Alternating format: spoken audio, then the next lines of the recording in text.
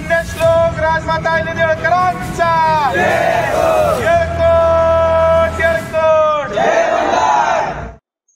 नमस्कार, मी शेखर वंगाळे, संघर्ष सेना संस्थापक.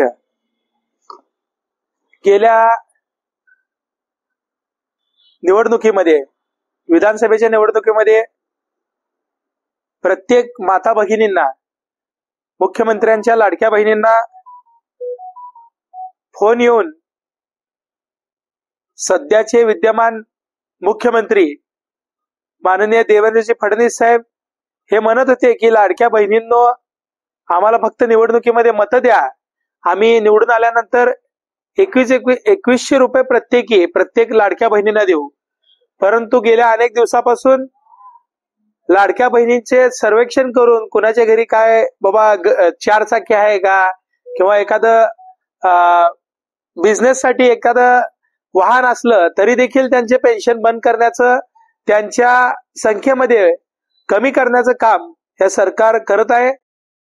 सत्तेत आल्यापासून एकदा देखील 2100 रुपये या सरकारनं हप्ता दिला नाही. आणि त्यातच अजून एक भाग म्हणजे जे काही माझ्या निराधार माता भगिनी असतील, वृद्धांना श्रावण बाळ पेन्शन योजना असेल, त्याचबरोबर विधवा पेन्शन योजना असेल, निराधार पेन्शन योजना असेल, यामध्ये गेल्या 4 महिन्यापासून या विधवा महिलांना कुठल्याही प्रकारची पेन्शन त्यांच्या खात्यामध्ये जमा झाली नाही. खरोखरच त्या महिला अत्यंत हालाकीच्या जीवनमध्ये, कारण त्यांचा पतीचं निधन झाल्यामुळं या ठिकाणी सरकारनं जी काही योजना चालू केली होती ती योजना देखील या सरकारनं बंद केलेली आहे. आणि त्यांच्या खात्यावर देखील आज 1500 रुपये प्रमाणे गेल्या 4 महिन्यापासून कुठल्याही प्रकारचं अनुदान जमा झालेलं नाही. याचा आम्ही संघटनेच्या वतीनं तीव्र स्वरूपात निषेध व्यक्त करतो.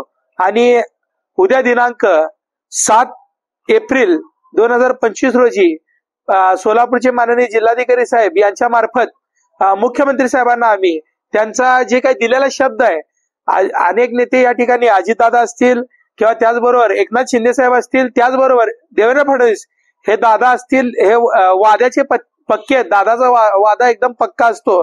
परंतु या ठिकाणी लाडक्या बहिणींबाबत जो काही वादा दिलेला होता त्यांनी निवडणुकीमध्ये, ते पूर्ण करण्यात ते निकामी राहिलेले आहेत. त्यामुळं येणाऱ्या कालावधीमध्ये लाडक्या बहिणी असतील यांना 2100 रुपये प्रमाणे पेन्शन मिळावी. त्याचबरोबर निराधार महिला असतील, विधवा असतील, यांची जी काही गेल्या 4 महिन्यापासून जे थकबाकी पेन्शन आहे, जे थकीत पेन्शनची रक्कम आहे, ती त्वरित त्यांच्या खात्यामध्ये जमा करावी. आणि त्याचबरोबर त्यांना देखील अपंग पेन्शन योजना असेल, श्रावण बाळ असेल, विधवा पेन्शन असेल, त्याचबरोबर लाडक्या बहिणी असतील, यांना देखील 2100 रुपये प्रत्येकी पेन्शन योजना त्यांच्या खात्यामध्ये जमा करावे.